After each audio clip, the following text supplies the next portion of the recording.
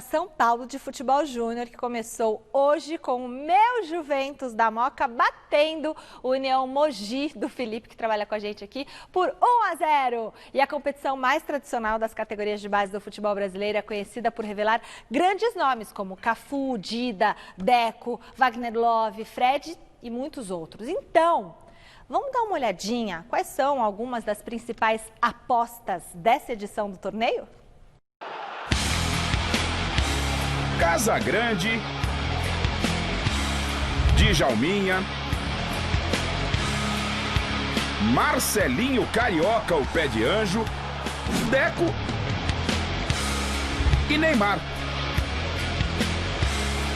Esses são apenas alguns dos muitos craques revelados pela Copa São Paulo de Futebol Júnior. E hoje tivemos início de mais uma edição, a de número 51. Onde teremos 127 equipes com possibilidade real de revelar novos valores para o futebol brasileiro. Em campo, poderemos ver alguns garotos que venceram o Mundial Sub-17 pela seleção brasileira. São os casos do goleiro Matheus Donelli, do Corinthians, do zagueiro Henry, do Palmeiras, dos meio-campistas Diego Rosa e Pedro Lucas, do Grêmio, além do meia Thales Costa, do tricolor do Morumbi. E por falar em São Paulo, ele é o atual campeão da Copinha. E do time do ano passado, Antony já é destaque entre os profissionais. O Palmeiras luta pelo seu primeiro título. Aliás, nunca ter vencido o torneio é motivo de piada entre os rivais.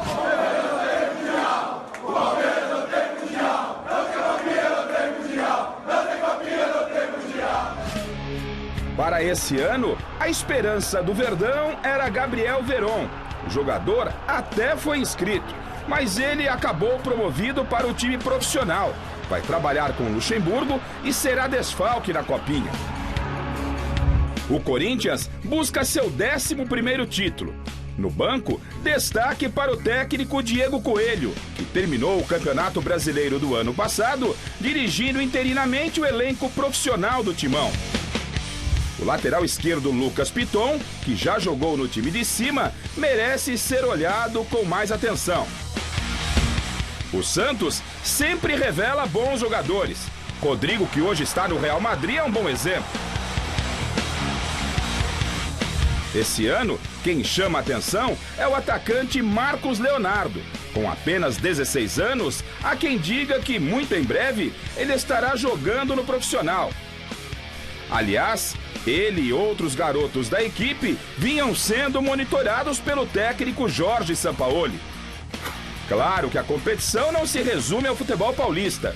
Outros clubes tradicionais do Brasil chegam com força. Do Rio, o Vasco é o atual vice-campeão. E ele vem forte, hein? Destaque para o lateral esquerdo Riquelme, de apenas 17 anos. O Flu vem para a competição tentando quebrar um jejum de 30 anos sem levantar o caneco. O Botafogo aposta suas fichas no atacante Enio, que foi um dos destaques na última edição. Detalhe importante, a baixa do futebol carioca será o Flamengo. O rubro-negro não chegou a um acordo com a Federação Paulista para alterar a relação de jogadores inscritos e não vai participar do torneio.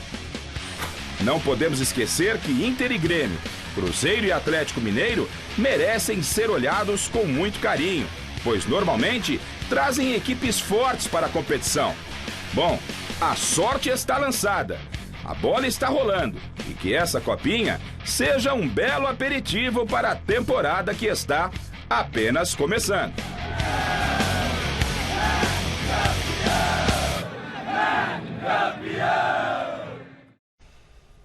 Muito legal. Então tem vários jogadores aí que a gente pode ver como joias que poderão ser, né, levadas para times maiores. Principalmente, né, Michele, porque hoje o que acontece? Hoje os jogadores saem de forma muito prematura, quando já estão nos grandes clubes, para o futebol europeu.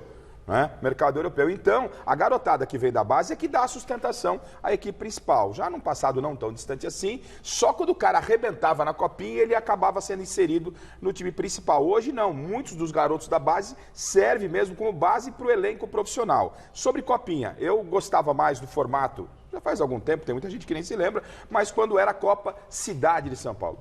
A competição trazia apenas a nata na categoria júnior para a cidade de São Paulo.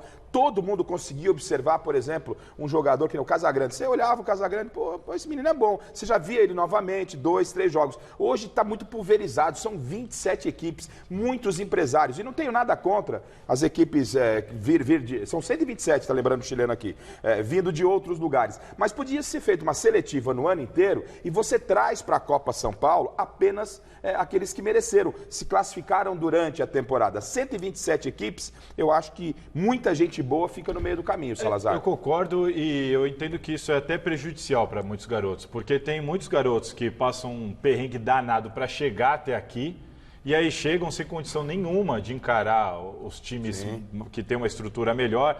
Aí a gente é obrigado a assistir aqueles jogos de 10-0, 12-0, 7-0, que você vê que não tem sequer uma disputa dentro de campo. Eu acho que não fica legal nem para a imagem dos garotos que estão ali, que fazem todo esse esforço para jogar. Acho que não fica nem bom para eles. Mas do mesmo jeito é uma oportunidade para esses garotos. No caso desse, eu acho que nem é uma oportunidade. Você tem que fazer a oportunidade o ano inteiro, Michele, movimentar essa garotada o ano inteiro. Você faz seletivas, não é? Essa garotada é observada o ano inteiro e ela chega com boa condição na Copa São Paulo. De repente, ter uma copinha nacional. Isso, você vai disputando durante o ano. Você tem que ter uma seletiva, como o Garrafa falou, tem que chegar só a nata. Não quer dar oportunidade. Não, essa galera tem que ter oportunidade durante o ano e é como se fosse uma seletiva. Para a gente não ter essa disparidade técnica, física, estrutural dentro de campo. Porque aqueles jogos que você vê que dá até pena dos garotos. Mas tem times que são formados única e exclusivamente por empresários para participarem da Copinha. Acho que perde um pouco do brilho, do glamour, que era muito legal a gente ter o Corinthians, Palmeiras, São Paulo, também, Santos. Né? A qualidade dos jogos também diminuiu um pouco nos últimos anos, Quantos porque eles baixaram é? a idade. Hoje, com 16 anos, o garoto já pode jogar Copinha. Antigamente não era assim. E aí o que acontece? Você tem jogadores, por exemplo, como o Garrafa mostrou na matéria, Lucas Piton, ele estreou pelo profissional no último jogo, deu cruzamento pro gol do Gustavo e vai jogar Copinha. E do outro lado tem jogador de 16 anos que tá começando. Mas para não dizer que não falei das flores, né? Ou seja, tá tudo errado na Copinha, não. Tanto é verdade que na reportagem a gente mostra um caso muito recente que deu certo. O Rodrigo jogando no Real Madrid. O Verón que poderia jogar a Copinha, não vai jogar a Copinha porque já vai para o time principal. O Piton vai jogar a Copinha. Mas o Rodrigo é um belíssimo exemplo atual. A gente começa a reportagem falando de Marcelinho Carioca, Casagrande, Deco. Dida, Wagner Love. Citou Cafu, Raí, o Pato, enfim. Lá atrás a gente falava desses caras. E a Copinha, mesmo com todos os seus problemas, continua revelando. Tá aí o Rodrigo, que é o mais recente de todos, simplesmente no Real Madrid. Eu acho muito legal pra gente ver outros jogadores. Amanhã a gente vai fazer matéria. Vai fazer matéria num jogo aí. Vocês vão ver aqui um pouquinho de um jogo da Copinha.